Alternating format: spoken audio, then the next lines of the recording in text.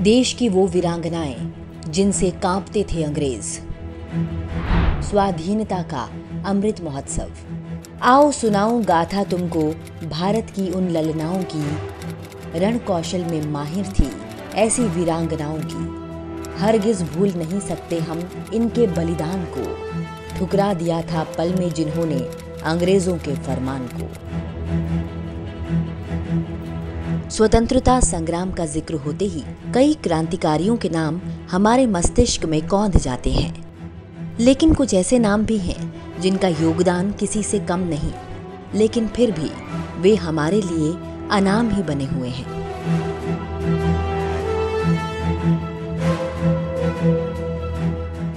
भारत वीर सपूतों की धरती है।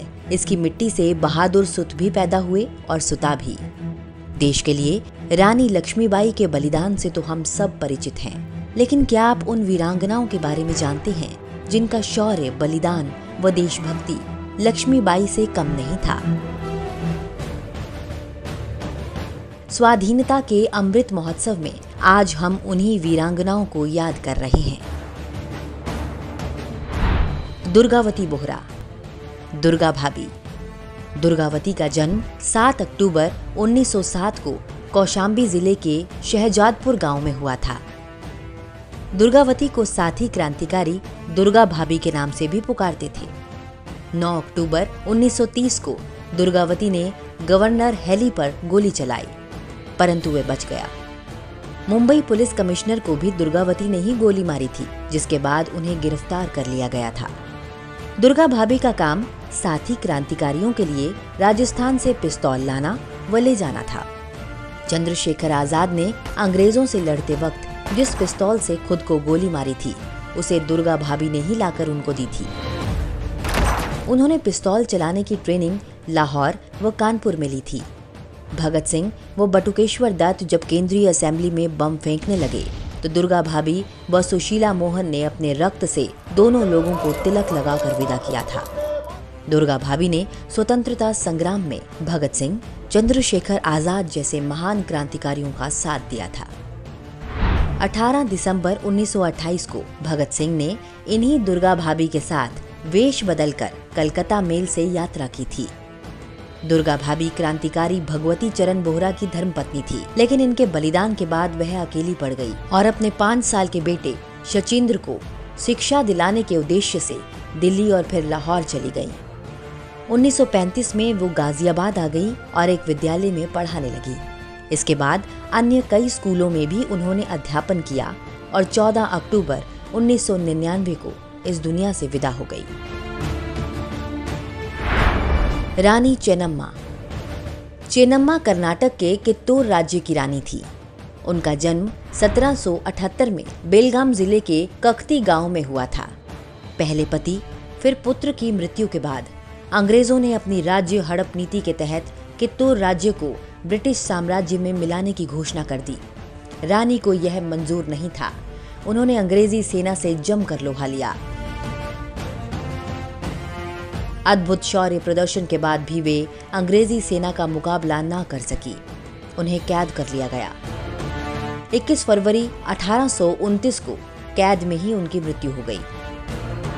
उनके इस बलिदान ने तमाम रजवाड़ों को संगठित होने के लिए प्रेरित किया। मातंगिनी हाजरा।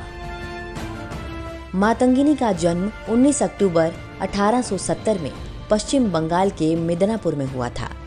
1932 में जब देश भर में स्वाधीनता आंदोलन चला और जुलूस उनके घर के सामने से गुजरा, तो वे भी जुलूस के साथ चल पड़ी। इसके बाद वे तन मन धन से देश के लिए समर्पित हो गई। साल 1942 में जब भारत छोड़ो आंदोलन ने जोर पकड़ा, तो मातंगिनी उसमें सक्रिय हो गई।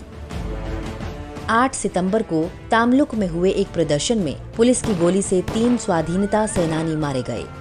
लोगों ने इसके विरोध में 29 सितंबर को और भी बड़ी रैली निकालने का निश्चय किया। इसके लिए मातंगिनी ने गांव-गांव में घूमकर रैली के लिए 5000 लोगों को तैयार किया। सब दोपहर में सरकारी डाक बंगले पर पहुंच गए। तभी ब्रिटिश पुलिस ने फायरिंग शुरू कर दी।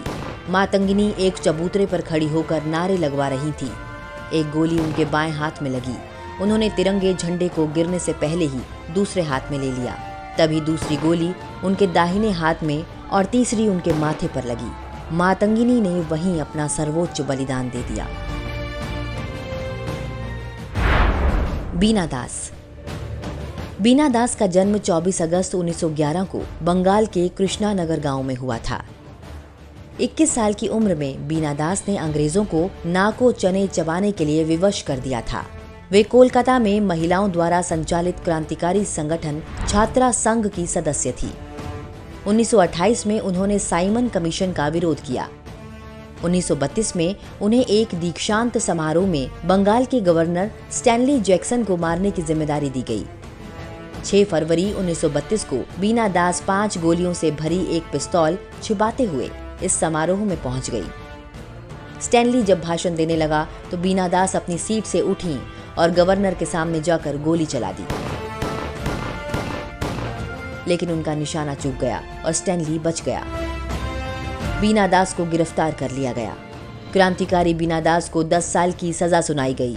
साथियों के नाम बताने के लिए जेल में तरह तरह की यातनाएं भी दी गईं।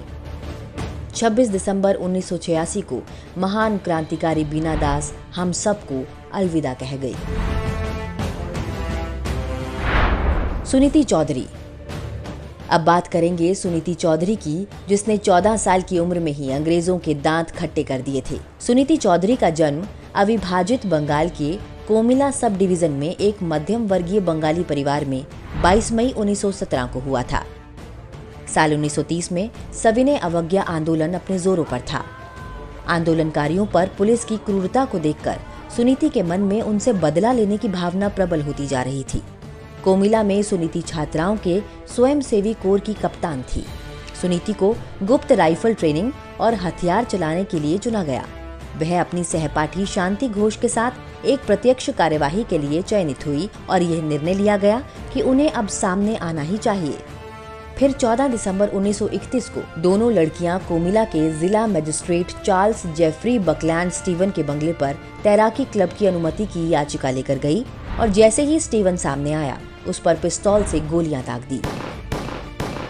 सुनीति चौधरी पर मुकदमा चला और इन्होंने अपने जीवन के 7 साल जेल में बिताए और फिर आगे चलकर स्वतंत्र भारत में वे एक प्रसिद्ध डॉक्टर बनी। देश की आजादी के लिए इन वीरांगनाओं ने अंग्रेजी हुकूमत से लोहा लिया। देश ऋणी है इन वीरांगनाओं का, जिन्होंने देश को गुलामी की जंजीरों से मुक्त कराने के लिए अपना सर्वस्व न्योछावर कर दिया। इन वीरांगनाओं के त्याग और बलिदान को कोटि कोटि नमन।